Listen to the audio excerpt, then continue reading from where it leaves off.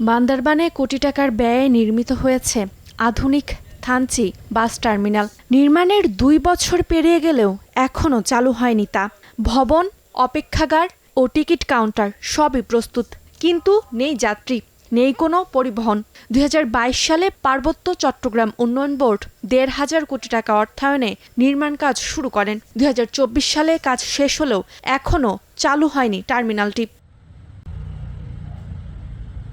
স্থানীয়দের অভিযোগ, টার্মিনালের নির্মাণ কাজ শেষ হলেও প্রয়োজনীয় অনুমোদন, ব্যবস্থাপনা ও জনবল নিয়োগের অভাবে চালকরা বাধ্য হচ্ছেন পুরনো স্থান থেকেই বাস চালিয়ে নিতে। এতেই প্রতিদিন ভোগান্তিতে পড়তে হচ্ছে যাত্রীদের। টার্মিনাল আমাদেরকে তো এখনো বুঝিয়ে দিই না, আমাদের মালিক সমিতিকে বুঝিয়ে দিতে হবে। টার্মিনাল ইউনুসারকে উদ্বোধন করতে হবে, তারপর আমরা এখানে আসতে পারবো না, আন্তর্জাতিক আমরা আসবো।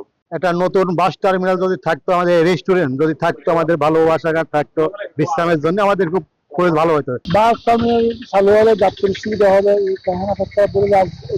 বাইরে যেতে হবে না, যেখানে টাকা দিয়ে করতে হয়।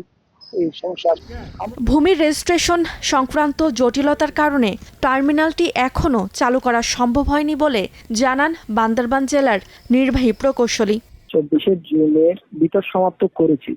আমাদের প্রকল্প স্কিমের বরাদ্দকৃত যে অর্থ ছিল অনুযায়ী আমরা কাজ সমাপ্ত করেছি।